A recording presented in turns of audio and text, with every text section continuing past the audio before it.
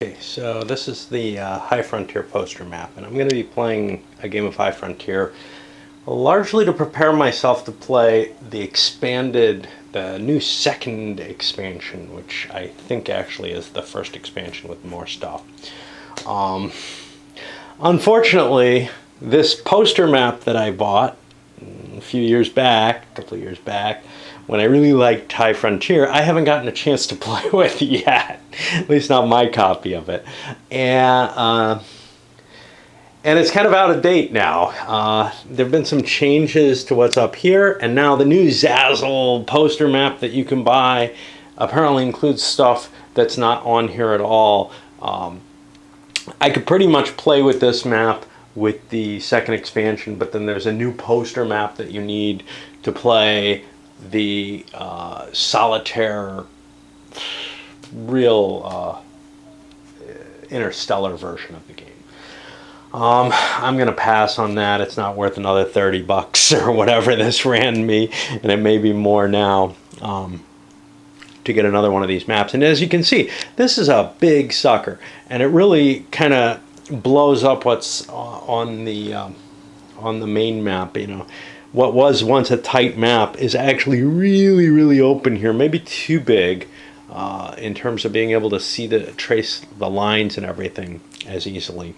I don't know, we'll see how I can handle it, because I may make my decision based on whether to play with this for the expanded version, because this is playable with the second expansion. It's just some of the values have changed. There may be a few connections that are different. There may have been balance issues to try to make that way.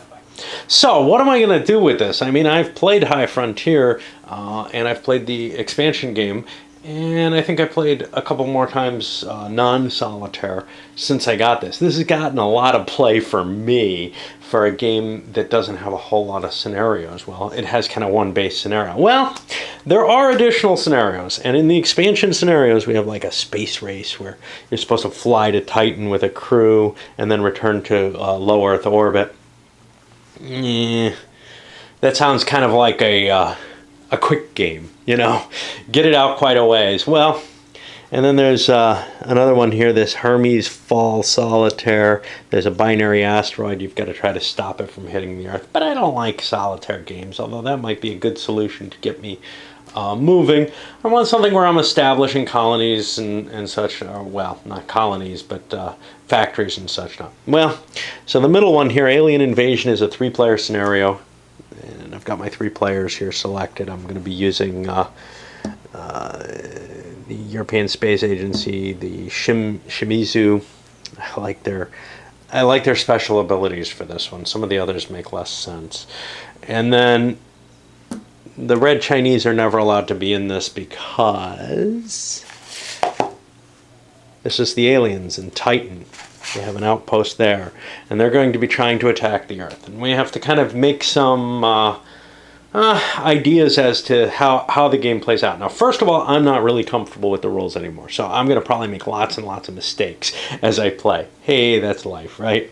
I've read through them a couple of times, but man, these are dense. And the reason I'm doing this is not just to try to relearn the base rules, but because I can't make hide nor tail out of... yeah, let's mix not metaphors, but saws. I can't make hide nor tail out of the second expansion at all by reading it. I've tried several times. The only way I can figure out to do it is that I've just played a game, and maybe it'll make some sense then, because it really makes no sense at this point. And we'll see that when I actually handle that. So here, the special rules for this. The red players in alien race on Titan. The 2 human players have to find a way to cooperate against the vastly superior aliens. Okay. Not sure that's true, but we'll see. The Titan player has no crew card, so he's going to be vulnerable to glitches no matter what. He's not able to send a crew out with his ships. Now, quite often, I've found that if you don't have some particular reason for a crew, the extra mass can be a problem to send them. It's often not worth doing so. These guys, though, with their thruster, these guys with their ISRU, especially the ISRUs, those are valuable tools, perhaps. An ISRU of 4, if I recall correctly, isn't very good, so unless you're grabbing water from a really rich location, I think you need to have 5 water for that to work, and there aren't a lot of 5 water sources. Mars's North Pole only has 4. Maybe I'm mistaken. Maybe 4 is good, but I think you have to have 5 to use that. The advantage of the ray gun one, though, is, well, actually, I think the missile can be used that way, too. But the ray gun can definitely be done for prospecting in non-atmospheric spaces. Now, the missile can't be done for that, which can be very useful, so you kind of shoot up a space to see what you get. But we'll see what tools we get. We're playing the expanded game, so there's more toys to play with, more configuration here. I certainly liked the expanded a lot better. I barely understood why anyone would play the basic game that it was sold as. Titan water tank, research. Research auctions are going to be conducted as election auctions, with a winning bid always going to the pool. The Titans are going to always use the black side of cards. That's harder for the Earth players to do. They have to set up an external factory to build the black side of cards, if you remember that from other plays here. Okay. So the Titan orbital location is going to be somewhere. Here's Titan. It's going to be in the low Titan orbit here, or whatever. And that's where his water is, and his boosts are going to go to there, just as if he's on Earth. This is what made things kind of complicated. Like, the UN gets bonuses for sending things, or no, NASA gets bonuses for sending water and boosting stuff. Well, would it make sense? It would not make sense for them to get money or water for boosts happening in Titan, but the way the rules, there's no special exception for that. And then there's also the problem that we'll get to in a moment. All players can attack and perform felonious actions. We're all at war, which means the 2 Earth players can attack each other if they so desire, and they're competing with each other. So there's an interesting balance here that's going to be happening, which is, do they want to fight each other to see who gets to fight Titan, or do they want to fight Titan and then struggle it out later if they get to an advantage? And that could be an interesting situation. And no factories are going to be allowed on D worlds, the dark worlds, nor on any of Saturn's moons. That would be a huge bonus for the Titan player if he could, use these rich territories in water, etc., to really build up his power there. That would be too rich. Maybe with enough enemy players you could allow that, but and then the game is going to end if a Titan rocket enters, if the Titan rocket enters low Earth orbit, or if the Earth rocket enters a site hex on Titan, and there are only 2 site hexes on Titan. So you have to actually land on Titan. And at that point the game is over, and you count victory points and see who won. So obviously if you're not winning, you don't want to do that. Well, victory conditions are very, very limited in this. You get a victory point for each S factory. S is a particular type of thing. Those are going to count as military bases. S's, I think, are rock. They're going to be perhaps more defensible or something. I don't know. That's the thinking. Heavier material. And you also get 5 victory points if you have an outpost with at least 1 operational robonaut in the rabbit hole L3 point in the Mercury zone. Damned if I know what the point behind that is. I wish there was a little asterisk note going down here to tell me why I would care about that. But for whatever reason, whoever controls that has some incredible extra bonus in terms of fighting things out. Now, I didn't know you could put an outpost out in an L3 zone. I thought outposts had to be on actual sites. So the first thing I'm going to do is look for outposts, and God, this rulebook sucks. Well, I don't think they're in the expanded game. And of course there's no index. There's this really wonderful technical manual of, you know, what all the different pieces of equipment mean, and that's great, but all right, well, I'll have to look for Outposts, and I'll come back and tell you what I find out.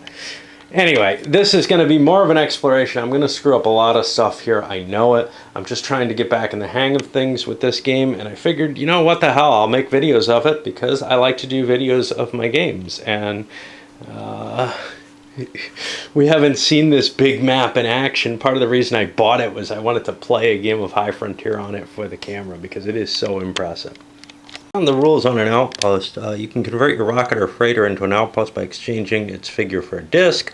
All fuel is lost and the cards are moved to the outpost slot. You have an outpost stack here. There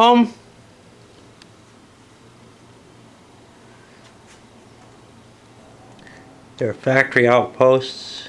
ET production can build an outpost, i.e. you've got crap building up at the factory location. And then you use a disc of the color. It might be in with a claim disc as well, if it's a site.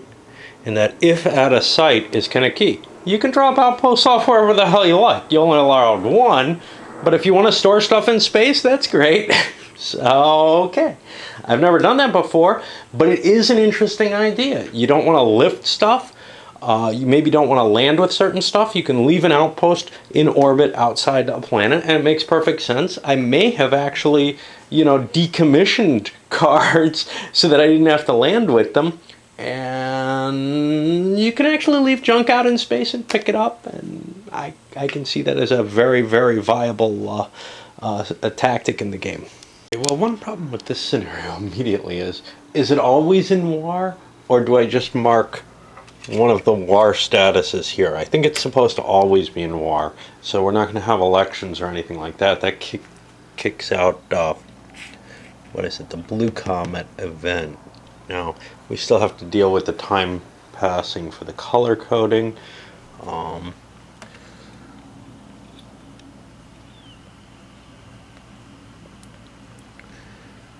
Gotta remember how these suckers work. Alright, but we're basically ready to start off. 2 of the players have a crew, 1 does not. Nobody has anything starting. It's just like a normal game, except you don't get guaranteed a bonus by bringing an auction, by doing research. If somebody else buys what you want it, you get nothing. And that's a little different. It's going to create a different dynamic to the game where you're not really all that interested in putting things up for bid, unless you absolutely are willing to pay pretty much top dollar for them, I'd say. If you recall, each player basically gets 1 action on their turn, and green is going to be up first. They're going to put this Robonaut up for auction. It's a heavy thing, but the way they're looking at it is they get a radiator, and this gets a generator. Let me make sure, because I want to. The generator needs a radiator. You know what? I'm gonna put the refinery up instead, because it gets me a generator and a radiator both. This is one of the ways in the advanced game of compounding money, is that this is a more valuable card. If I do free market actions, I can sell these back to the bank for $3 each. Great. But because I'm not going to get cash off of it, I know I'm not going to get it for less than 4. So, you know, I mean, the bidding's going to go up there no matter what, because people need to upgrade. So that's what we're going to see. We're going to see it go for 4. And then we get to reveal this. And I got this crap in Earth itself. I have not boosted it yet. I don't know if I've boosted this yet. I'm going to look to see if those guys start boosted or not. Well, doesn't really matter. We've got another there. So now I get a generator, and the generator comes with a radiator, and I've just gotten myself a pile of cards which I'll be able to turn in for cash. And that's really, you know, what the start of the game is like. That's what it's like in the original, you know, in the regular economic games. in the advanced game is you're just pulling cards trying to optimize your value. And if you get sets that'll give you 3 cards, hey, that's $9. That's worth bidding 4 on. Maybe, I don't know. You know, if somebody else bids 4 on something, this guy can then just buy something for $1, and that is valuable. So maybe this wasn't worth $4. The next set of cards went for $3. I pulled these guys down, which means red now can buy something for $1, really. The cheapest that they could get. They bid 3 on the item, but they may not have a good deal here. So let's see. This doesn't have anything. This requires a radiator. That's not too bad. I get 2 cards for $1. I'll do that. It's certainly better than what other people have gotten, but I don't get this.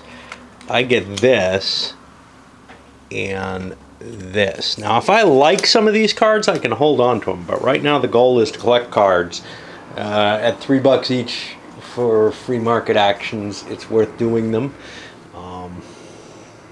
And you know, if I get something I really like and want to work towards, that's great. Now, but this guy actually, he doesn't know what's on the back of his card, so he's kind of drawing things at random. So let's see, he got an RSU with, or his Robonaut ISRU has a 0, which means it pretty much works on anything with water at all. Decent mass. I'm sorry, decent mass. It's got a radiator. It's got to have... Ooh, it had to have a generator. I don't think he gets that. I think he just gets the radiator, because I think it's just the white side that he'd get. You can judge that either way, because he didn't know what he was buying, so maybe he's supposed to get both. I don't know, let me think. He's supposed to be tough. I'm going to give him both, because the way the rule is worded, it just says if the card lists one. Well, because he's drawing the black card, I would say he gets not only a radiator, but a generator. So he doesn't really even know what he's going to get. Now, he may not have stuff that works. So, for example, this is an electrical generator. He might have a nuclear generator or something like that, right? I'm not sure. These are all electrical. I think there are other kinds, though. And his radiator only cools 3. That's more than enough for what he has. He does not have much in the way of being able to fly, though. He doesn't have a thruster, but he does have this, which gives him a +1 to a thrust if he has it. And it's solar powered. There's a cloud of glass beads. With a beam being fired through it. I don't think he can use this to fly around with. He doesn't have the kind of power to launch himself off of Titan anyhow. With that, I don't believe. There's boosting. Boosting isn't, you don't have to launch your own ship to boost it. Let's see. You play 1 or more crew cards. I don't remember. You have to discard a water for each mass you're boosting. So you get to boost from your own home planet with just cash, as opposed to having to actually expend anything. It's the cost of transporting the water that's of the same weight up, so that kind of makes sense. Now I'm beginning to sell off things. So this guy sold off what is a radiator, it's a generator. He had a refinery. Refinery is one of the later things that you want to pick up, although honestly you need them in this game because there's not a lot of goal other than building your victory point centers and your production centers. So if you can't produce and you don't get victory points off of something, it's not worth anything, right? Well, the only things you get victory points off of are factories. You need refineries for those. But he didn't really like that. And now this guy's going to get rid of this radiator. The prime reason for that is it has a rad hardening of 1. It's just not worth holding. He can't get that out of Earth orbit. Well, it's very unlikely that he'll get it out of Earth orbit. Let's put it that way. Basically, the radiation, the Van Allen belts or whatever are a D6. Well, minus the modified thrust. So if I had a thruster on here, maybe I could get through that. It's not a bad one otherwise, but it doesn't serve my needs. I need a 2, so I would have needed the heavy version of that. I'm just gonna ditch that, catch the cash for it, see what happens. Because to a large extent, what you're doing in this game is you're putting together your rocket kind of at random. And I wonder what this is. Why is this thruster here? Shit. Somebody had this, didn't they? No, I think the wind took it. I think that's all. Nobody actually took it because it didn't come with extra cards. So now this guy, he has to look at what he's got here. He's got a really cool little Robonaut that I like with a massive one, a lot of rad hardening. Now I need an electric generator. I get that. And I can boost that for no cost, heavy rad hardening. And then I need a radiator. And the light version of that works fine. We're not launching this yet, and I'm going to have to make more space so I can actually set my rockets up. Because there's no rocket stack. You string them together. And these haven't been boosted yet, so they're not in the LEO. They're just part of the hand, and I don't have a great way to express that, but if I make some more space, I will. He has a decent amount of money at $3, but other people have more. And this is kind of the problem. I need a thruster. I don't know what I'm going to get for a thruster. But I think I've got enough money and got away with a cheap enough bid that I'm going to try to see if I can get something in there. So this is what's kind of flawed with this scenario. The other scenarios have this kind of, hey, if you buy something, you're giving someone else money. So there's a real limit to how much you want to spend. But on this, everybody's got kind of the same revenue generating capabilities, so they can like say, well, I'll just take a water. I'll take that, or I'll free market and buy 3 and get 3 water for that and boost it. But then you become you end up in competition with the other guys who have about as much money as you do, and if something valuable like a 3-card set or something is going up, you're probably going to bid a good deal. Let's see. The side of that thruster was not good at all. A little bit of solar input into it. It has only a 3 bursts or whatever. It uses up 4 fuel per burst. Man, that's just not very good. I mean, here's a decent one. It has 3, but it uses up 1 per. So you can actually spend that. You can actually make bursts without and move around and change direction and stuff without it costing ridiculous amounts. 4 per. 4 is a lot. If you have, say, around 6 tanks or whatever with a fairly light ship, which is unlikely, but you'll be at 1, 2, 3, 4. Yeah, you got a reasonable burn ratio there. But when he bought this and flipped it over, man, those black cards are sweet. It's not going to cost me anything to boost this sucker. It needs a lot of radiators, though. I may be boosting my heavy radiator. That's still not going to be enough. I'm going to need more radiator than that. But look at that. There, 15 bursts, each is a half of fuel.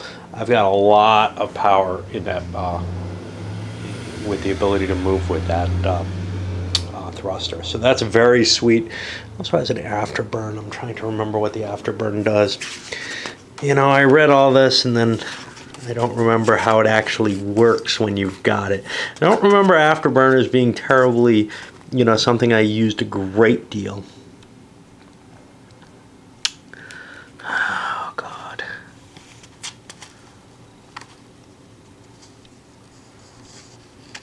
I know they help give you some coolant in using a dry rocket afterburner. Thrusters with the afterburner allow you to dump coolant into the exhaust to increase thrust and get rid of heat. It gives you +1 thrust for the turn and satisfies one of your thermal coolants. However, it decreases your fuelant by the number of steps listed in the icon. Immediately adjust your acceleration disc a step. So it will cut back on how much it does eat up fuel to use it. And what does it give you? It gives you extra thrusts, so you have to burn more fuel for that. Now, this thing can clearly do it, but most things you don't use the afterburners for anything other than maybe, I don't know, maybe for dumping heat, but that's a really inefficient way to do it. At this point, this guy has more than 3 cards. He's no longer able to bid. Shimizu can, but I think the 2 Earthlings are going to say, look, let's be nice to each other. We see what he can get. We see those black cards, how quickly. As of right now, we need to work together.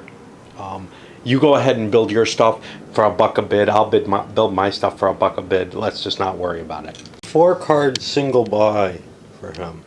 He picked up, I don't remember what it was, the thruster. It needed a generator. The generator needed a radiator and a reactor. And so I got a whole bunch of cards. People are at the point where they might want to boost some stuff. Now, one of the advantages to boosting stuff is once I get it into low Earth orbit, the 2 human players can start trading stuff between them.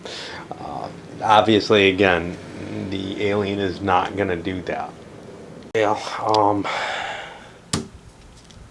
these guys opened up by buying themselves or by turning in one of their cards that they didn't really need to get some extra cash. These guys bought a nice set of 3 cards for $1 because he only had $1. He could have overbid them, but no biggie there. Then it comes to him, and he put a set of 2 cards up, but now this guy had the cash to bid on them, and he let him do that just to promote sort of this peace between them. He's got a big pile of cards. He's got more trouble. He may end up giving him the beamed power. He has the right to assign that to people. Basically, some level of we're going to get to a good level by working together somehow to where we can face this. And then we have to fight amongst each other. There's no question there. If somebody gets the lead, they can, if Titan's beaten up, if the aliens are beaten up, and somebody has the lead, they can drop a rocket there and it's over. So they've got to keep an eye on each other. It's almost like a semi-co-op, but with one clear opponent, right? Or, some of those games like Cooperative or Wellington where you've got your own victory conditions, but it feels more like it's not necessarily the worst. It doesn't feel like this is worse, letting the aliens win, than, say, letting your enemy win. As much, perhaps, as it would in Kutuzov or Wellington. Although, honestly, somebody with a slightly different political philosophy and economic system who's human might be less scary than, the bug-eyed monsters who want our women. Run through again, selling off goods. Collect enough to launch a rocket. This poor sucker has nothing he can do. He kind of might want this radiator because he has a lot of radiator need, especially with this, which I kind of like, and I don't want to get rid of it, but I'm going to need a lot of power for my radiators. Well, anything I put up on bid, Shinsu is going to buy. So since I don't want to sell this, I just took a water for him. It's kind of this troubling thing. Now, this is something that the colonization game handles. Let me talk about something else here. The sun cycle thing. It changes it so it's no longer event driven by the events. Time passes on its own, I think, if I recall correctly. But in this game, which I'm playing right now, and all the others that I've played, this only fires off if you hit an event. Now, events are what? Following each D6, if your rocket enters these triangular burns, these markers, which, not all burns have any kind of symbology in them. Some of them have unimportant stuff. Actually, I don't even know if that counts as a burn. I think it does. I think anything pink is a burn. if you enter one of those triangle burns, you trigger an event, which among other things moves this marker a space and changes time. But time doesn't pass if nobody's flying around in space in this version. And it's one of the many kind of somewhat unbelievable factors of the game. It abstracts time away, but it does it in a very twisted sort of way, which is disturbing. I'm hoping colonization fixes that issue. That's always been one of my big gripes, because these routes are based on time to some extent, and you can't just fire off at any point. Now, the comets are linked to that time status, but for the most part, other spaces are not, unless they're rimmed by it. I don't remember. The new game may have, the new colonization module may have made it so it's harder to get to some of the outer planets if you don't leave, if you're not hitting it at the right time. But that may be difficult to judge, you know, when you're going to actually enter it. But at least you're stuck outside waiting for the planetary body to come back into range, just as you are with the comets. Comets become very hard to catch because of that in the original game that we're playing. Going around for more of the same sell-offs in these guys. Just, you know, for example, he has what he, maybe not what he needs. I think it's close, but he may be short on radiators. Looks to me like he needs about 4 radiators, and he doesn't have that much to send up. And then we'll see if I get a successful rocket, because sometimes you build something, you think you've got something set up, and you don't. But I only want to spend 1 action to send everything up, so I need a pile of cash for that. And you can see I got a red chip here already. Those are 5s. Well, as long as these guys have lots of money and are colluding against him, he can't do shit. So he's just collecting his $1 a turn, hoping that he'll be able to actually launch a rocket someday. The next time through, the ESA basically lifts all their stuff up. They have almost no money left at this point. Then the, I don't know what they're called again, Shinzu, something like that. Shimizu. Did a triple purchase or whatever. And our aliens said, well, I've got $3. These guys had 5. I'm going to put up a quadruple purchase, as it were, for my $3. Well, they went to 4. But it looks like I'm going to get a purchase soon, unless these guys make a sale. The problem that I've had is I don't want to sell this. I need it. But the Earthlings are being able to accumulate enough cash to begin, and turns, etc., to begin to build up their rockets up. This is, I think, pretty solid. This is not ready yet. We got the thruster, robonaut, generator, radiator stuff, but we still need to figure out a way to get a refinery up there. In this game, in this particular scenario, not having a refinery pretty much dooms a mission. It makes one pointless. To tell you the truth, in the original, in the base scenario, you really want to send refineries up too, but you can do some exploration work without a refinery, and you could in this too, and then after you lay claim to something,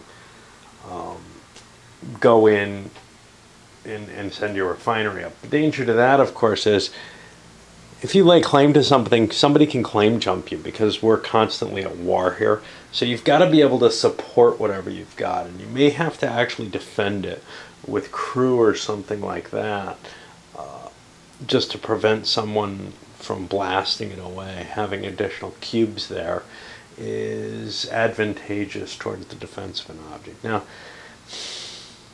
how much can you trust your ally here? That's a good question, because without working together, they may not be able to get the jump on the aliens. So that's a factor we have to think about here. I think this scenario is somewhat flawed, and I'm at this conundrum where, okay, this guy has to collect up cash. He's got to be able to buy more things. So he's just passing and taking bucks because he doesn't have enough cash to outbid the aliens. Okay. This guy is selling off garbage so he can actually boost his stuff. Okay, seems like they're both on their way. Over here, I'm now sitting on less money than the Shimizu.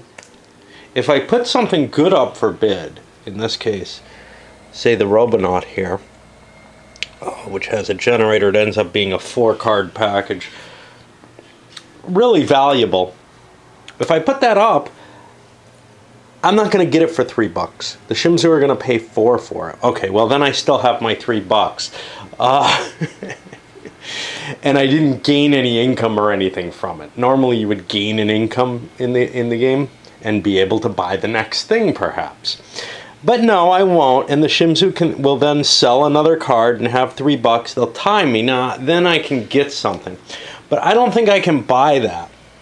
So now the question is, well, is there anything I can buy? What do I guess I'm going to have to not buy the best package I can because I don't have the cash to force it out, which means I have to start selecting my things piecemeal and see, well, can I get it for $1 or $2? Because if I can't, I'll just be constantly draining the Shimizu money. And again, I still won't be getting any resources. So if I don't pay the full amount, I'm probably not going to get it. And if I do pay the full amount, I'm going to have more and more trouble as time goes on getting anything launched. Now, I do have this huge advantage of these black cards. There's no question that's big. But I don't know if it makes up for things. Now, obviously, everybody could just sit in stasis. These guys could just basically keep buying and selling cards in order to make money and prevent, the game from moving forward. But they also wish to win. So presumably at some point they will boost that big loan if they ever have enough cash. Managed to buy a radiator for $2. Shimizu allowed him to do that. Then each of these got a pile of cards, the 4-card deals, for $1 each because they're agreeing to work together on this. And now we're back here and he doesn't have money. He'd need $3 to be able to match what Shimizu has on hand. So nothing I can do. I could sell a card, get $3 for that, but I need these radiators. Radiators are easy to get. I'll sell. There are not enough radiators, and I actually don't have enough. I need 5 for my thing. Some are going to end up back in the pile, so I'm going to sell my radiator for 3 just because I can't operate until I get a better stack going. And then we swing here. It's a frustrating, mechanism. Even if it works fine in terms of play, and it kind of even makes some sense. Hey, I'm researching stuff. Of course, it doesn't make sense that you keep getting that same patent back. But well, he's just been selling off stuff. The Shimizu is the real problem here, Shimizu, because they can hold this incredibly large hand. So they can constantly be interfering with the alien.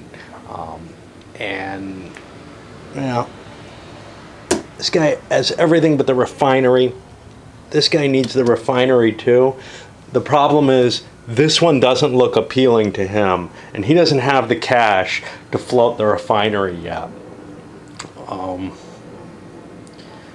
To see what's on the back of it, whether it's better. He can always turn it around and sell it if he does. He's kind of waiting for Shimizu to launch this pile that he's got. He's got a good rocket. It's going to cost him a good deal of money to launch. And then it's going to cost him a good deal to fuel it up. So you're going to expect a pretty hefty amount of cash in here. I often launch things too soon or whatever, and with the Shimizu you don't really have to. These had to be launched because I need to cycle more cards through. The reason... So launching comes with a cost, which is it takes a turn to do. That means you could collect $1 at least off that turn if you couldn't find anything more effective to do with it. But it also gives $1 to, I don't remember, I think it's NASA, every time you send stuff up into the atmosphere. So if you're playing like I usually do with all 5 players in the game, you end up with this kind of okay, I can I can give another player money in addition to wasting my turn. I want to be as economical with my turns as I possibly can. One thing you'll notice, there's no little black markers here. These are for busted mines. In general, when you're playing a game with less than 5 players, you roll and see if there's some mines busted. Honestly, I don't feel like that's a necessity. I feel like making the game a little easier on everyone is not a problem. There's no real reason to close off some random sites. It makes the game tighter, perhaps, in terms of resources, but I find that it's pretty tight anyway, even when, usually in a 5-player game, I've only got a couple of people out exploring at any given time. Everybody else is back here trying to figure out what the hell to do with stuff. And just tightening up known sites at the beginning of the game, I don't think it does a hell of a lot for it. The 2 Earthling players have a difficult decision here. Went through another round, nothing happening. This guy only taking $1, others cashing money.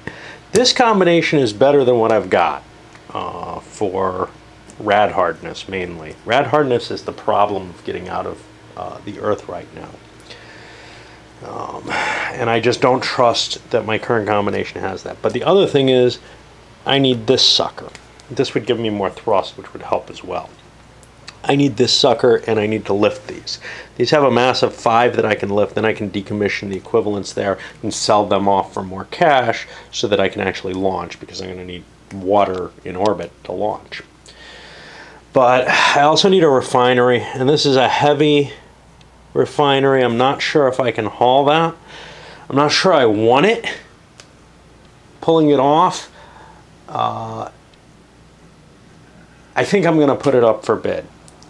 But I may not take the bid, which leaves then Shimsu in a kind of weird situation where they may be bidding against him just to prevent him from getting a refinery. Not that they want it. It's certainly not going to go for less than $3, but the question is where it will go from there, and we'll kind of see what we pull out of there. So let's see what the next one under is. The next one under is no better.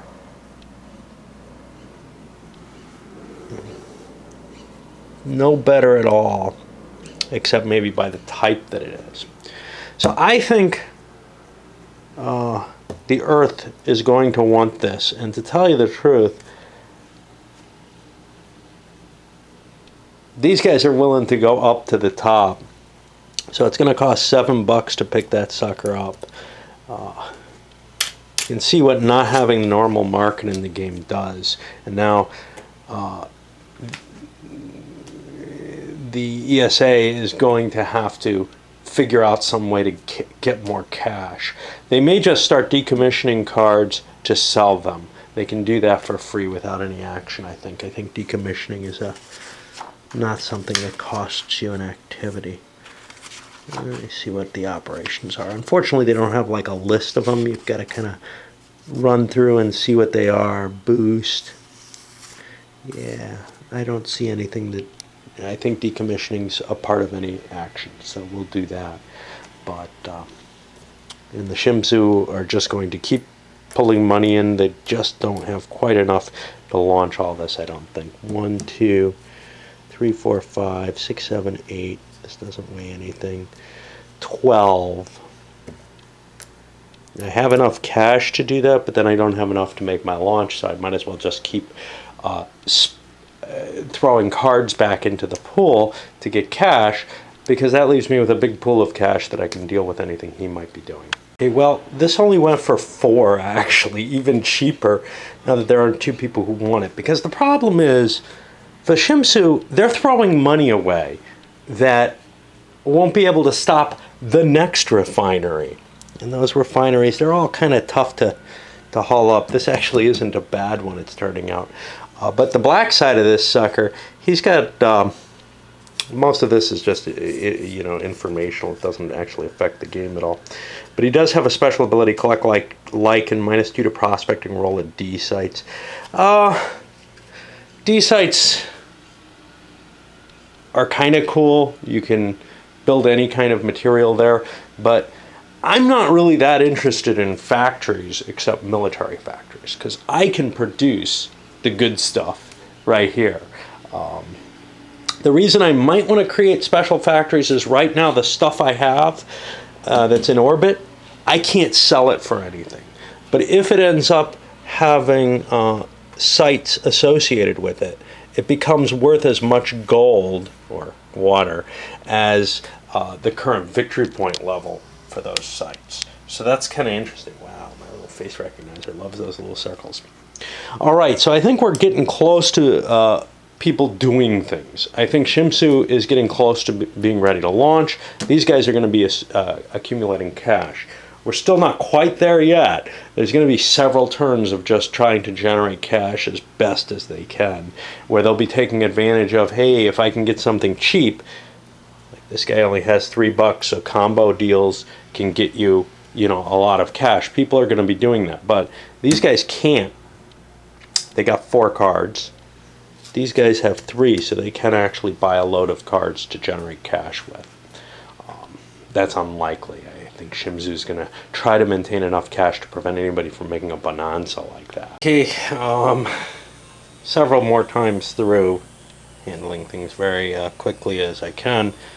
We got all of the ESAs rocket up in space. They just have to collect fuel now. Now, in order to do that, they're getting either 1 chip a turn, or they've got to start doing some trash compacting, you know, getting income basically off of buying up patents and selling them at more value. Shimizu is in fine condition. They have a pile of cash. They could actually probably launch this thing, but they kept some cash on hand, some $15 on hand, to overbid and attempt to try to get income by the aliens. And they still have enough money to increase that. In a sense, it may be wiser just to get 1 chip a turn in water at this point for them. Now the question comes, what about ESA? What can they do? Well, they're going to be taking 1 chip a turn for a while, because otherwise the aliens will be able to outbid them. But there's a possibility that a boosting or whatever will give them an advantage where they can actually increase their income by a little bit. Right now, they just, you know, they have no water. They boosted everything. Had they not boosted everything, they could have gone on an exploration mission or something, but there's no cash in that. The only cash is in setting up factories and such not. And, well,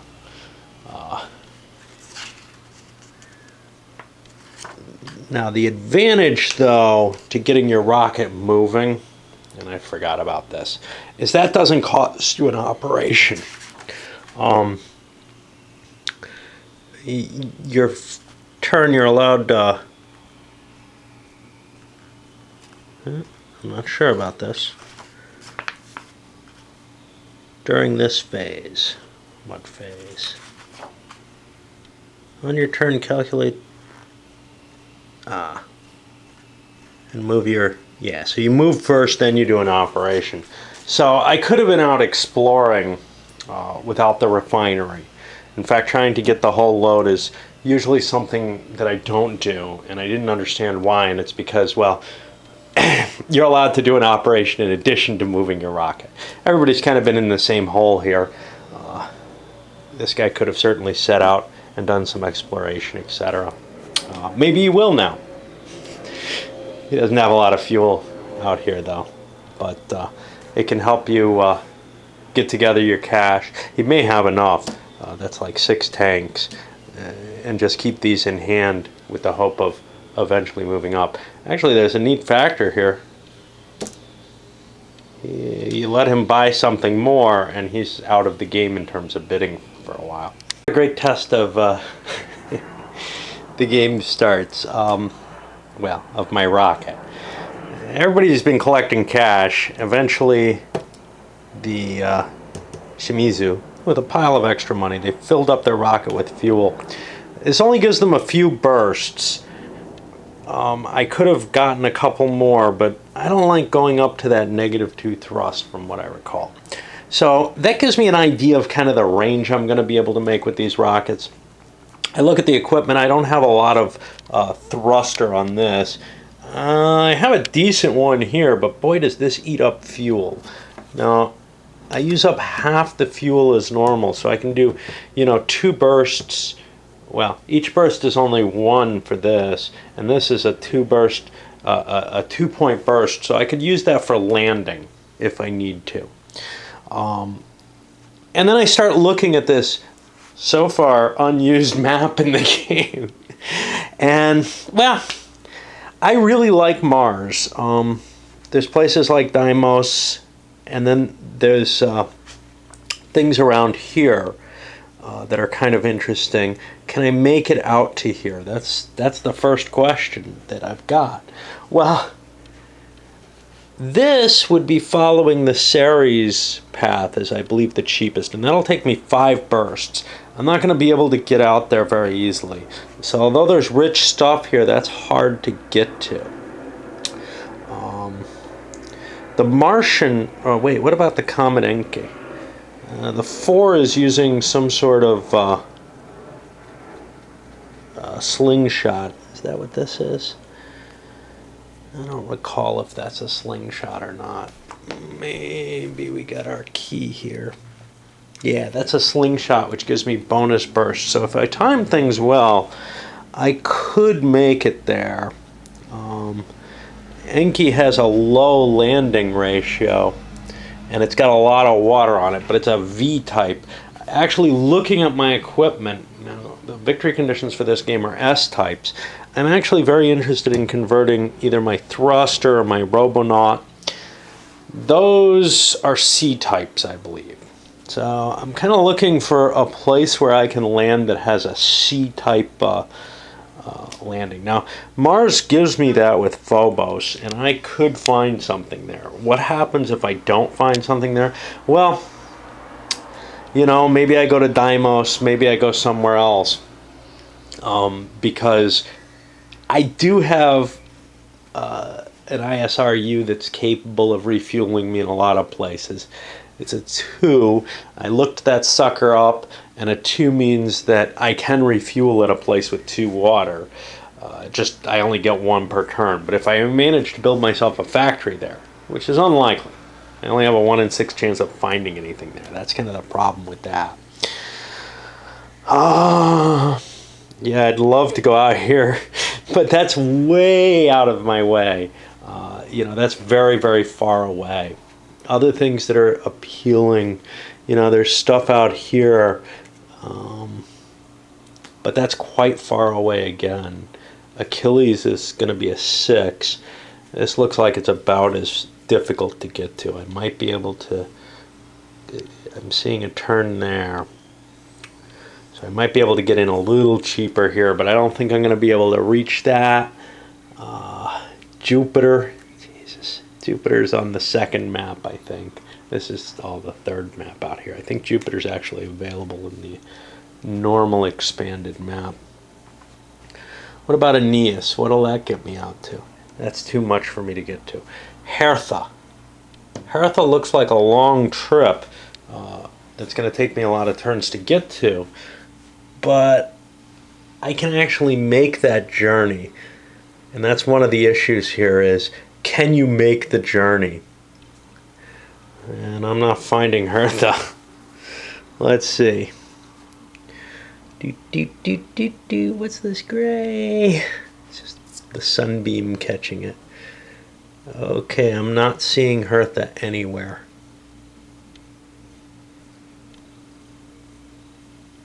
Whatever that is.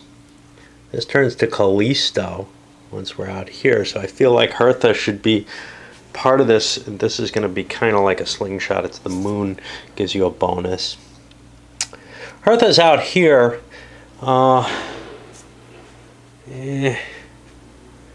That's not terrible, I guess, but it's an M type. And this is what you have to do, is you have to look at so many different factors to come up. So M would be my radiator, which would be nice to upgrade. It's going to be hard for me to do that though. M is my generator. These things I'd have to pretty much decommission my ship and send it back as a freighter or something. Or I could leave my ship there and upgrade and not go home. There's no real reason for me to go home. So maybe upgrading isn't that bad in this scenario. So I could actually get other tools. I would really like a C though. That's what I'm looking for, and I'm having a lot of trouble. How about the Vestas? Can I get to the Vestas? See, I don't have a good calculation in my head as to how I would get out that far. And they may be a little big. So I'd have to stop on en route. So how would I get out there? What's this yellow route take me to? The yellow route takes me to Ceres. And that's more expensive than I can reach on my own. Alright. I think I'm gonna shoot for Mars. I think that's the best I can do. And now I gotta find Mars again. Mars is this red. Okay. So we get to move our rocket first. I've loaded up, everything's boosted, everything's ready. Let's get firing. I've got a 3-1 thruster. Okay. This is going to cost me, let me make sure I have this right. 1, 2. That looks like a Holman for 3.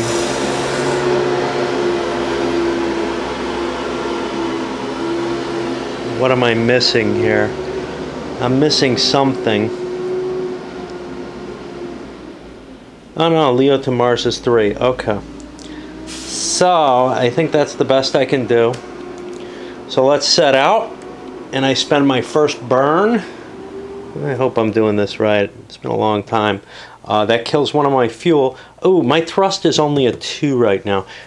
What's this? This is the acceleration track. It's going to be as modified by wet mass, solar reactor, ESA beamed power, and open cycle cooling. I'm not using that. So I need one of my markers here. I was here, right? No. I was a thrust of 3. I'm down to 2. Okay. And that's only cost me 1 fuel to do that burn because I have that reduced rate. And now I can keep going because I did the burn. So now I'm going through the radiation belt, and here's where it gets difficult because my whole rocket is going to be affected, and I've got some risks here. I've got a current speed of only 2.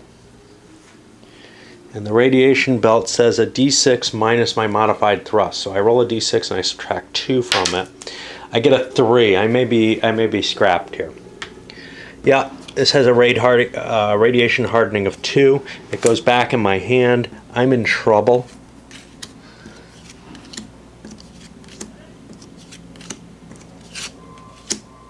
I'm safe on that. I couldn't roll this bad a number though.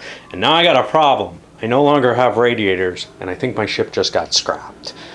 Luckily for me, it got scrapped not far from low Earth orbit, so I get another chance. You know, I just have to send that freighter back.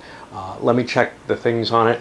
Now, for the positive side, I didn't have my crew there, so they don't die, so I don't have to feel bad about them. There's no real penalty for irradiating your crew or something, if that was the case, but they have a decent rad hardness.